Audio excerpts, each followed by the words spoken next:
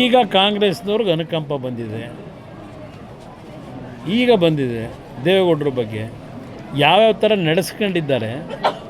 ಅವರ 70 ವರ್ಷದ ರಾಜಕೀಯ ಜೀವನದಲ್ಲಿ ದೇವೇಗೌಡರನ್ನ ಎಲ್ಲ ನಮಗೆ ಗೊತ್ತಿರ್ತಕ್ಕಂಥದ್ದು. ನಾನು ಅದರ ಬಗ್ಗೆ ಚರ್ಚೆ ಮಾಡಲಿಕ್ಕೆ ಹೋಗಲ್ಲ. ಇವತ್ತು ಅವರಿಗೆ ಅವರ ಉದ್ದೇಶ ದೇವೇಗೌಡರ ಬಗ್ಗೆ ಅನುಕಂಪ ತೋರಿಸಿರೋದು. ಇವತ್ತು ಯಾವೊಂದು BJP JDSನ ಮೈತ್ರಿ ಇದೆ, ಈ ಮೈತ್ರಿ ಅವರಿಗೆ ಎಲ್ಲ ಒಂದು ಕಡೆ ಅಳಕಿದೆ. ಮುಂದಿನ ಚುನಾವಣೆ ಏನಾಗುತ್ತೆ ಅಂತಕ್ಕಂಥದ್ದು ಗೊತ್ತಿದೆ ಅವರಿಗೆ. ಆ ಹಿನ್ನೆಲೆಯಲ್ಲಿ ಈ ಮೈತ್ರಿಯಲ್ಲಿ ಬಿರುಕು ತರಬೇಕು ಅನ್ನೋದು ಒಂದು ದೃಷ್ಟಿ ಇಟ್ಕೊಂಡಿದ್ದಾರೆ. ಈಗ ಅರ್ಜಿ ನಾವು ಹಾಕಿದ್ದೀವ, ದೇವೇಗೌಡರನ್ನು ಕೊಡಿ ಅಂತ ಕೇಳಿದ್ದಾರಾ? ಅದು ಯಾವುದೋ ನಮಗೆ ಸಂಬಂಧ ಇಲ್ಲದೆ ಇರೋದು. ಅವ್ರ ಪಕ್ಷದ 60 ಜನ ಶಾಸಕರಿದ್ದಾರೆ. ನಾವು ಕೊಡಿ ಅಂತ ಕೇಳಿದರೆ ಸಾರ್ವಜನಿಕವಾಗಿ ಯಾವ ರೀತಿ ದೇವೇಗೌಡರ ಬಗ್ಗೆ ಪ್ರತಿಕ್ರಿಯೆ ಬರ್ಬೋದು. ಇವತ್ತು ಕೆಲವರು ಚರ್ಚೆ ಮಾಡ್ಬೋದು, ಅಯ್ಯೋ ದೇವೇಗೌಡರು ಇದ್ದಿದ್ದರೆ ಅಲ್ಲಿ ಧ್ವನಿ ಎತ್ತವರು ಅಂತೇಳಿ, ಅದು ಬೇರೆ ವಿಷಯ.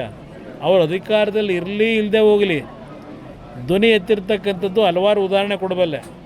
ಇವತ್ತು ಒಂದು ಉದಾಹರಣೆ ಕೊಡ್ತೀನಿ ನಿಮಗೆ. 1989 2 ಕಡೆ ದೇವೇಗೌಡರು ಸೋತರು. ಅವ್ರ ಪಕ್ಷಕ್ಕೆ ಬಂದಿದ್ದು ಕೇವಲ 2 ಸೀಟು. ಆ ಸಂದರ್ಭದಲ್ಲಿ ಅವತ್ತಿನ ಕಾಂಗ್ರೆಸ್ ಸರ್ಕಾರ ಇಲ್ಲಿ ತೆಗೆದುಕೊಂಡಂಥ ನಿರ್ಧಾರ, ನಮ್ಮ ಕಾವೇರಿ ಜಲನಯದ ನೀರನ್ನು ನಾವು ಉಪಯೋಗ ಮಾಡ್ತಕ್ಕಂಥದ್ರಲ್ಲಿ ತಮಿಳುನಾಡಿಗೂ ನಮಗೂ ಏನು ಘರ್ಷಣೆ ಇತ್ತು.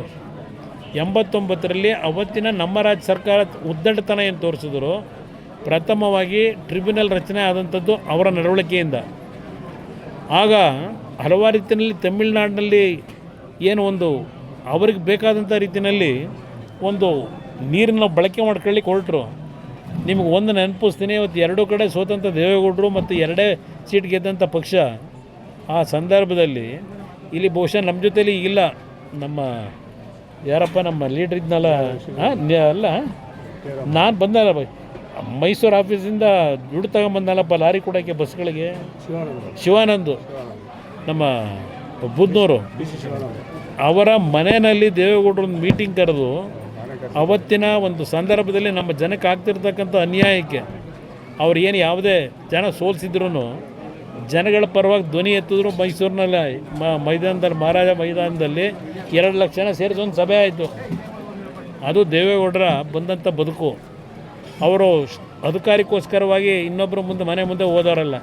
ಪ್ರಧಾನಮಂತ್ರಿ ಅಂತ ಸ್ಥಾನನೇ 5 ವರ್ಷ ಉಳಿಸ್ಕೊಳ್ಳೋಕೆ ಅವಕಾಶ ಇದ್ದಿದ್ದನ್ನು ಸ್ವಾಭಿಮಾನಕ್ಕೆ ಧಕ್ಕೆ ಆದರೆ 1 ನಿಮಿಷ ಇಲ್ಲಿರಲ್ಲ ಅಂತ ಬಂದಂಥವ್ರು. ಈಗ ರಾಜ್ಯಸಭಾ ಸೀಟಿಂದ ಅವ್ರ ಶಕ್ತಿ ಅವರು ಹೋರಾಟ ಮಾಡಬೇಕಾ? ಅವ್ರಿಗೆ ಬೇಕಾಗಿರೋದು ಭಗವಂತ ಕೂಡ ಆರೋಗ್ಯ.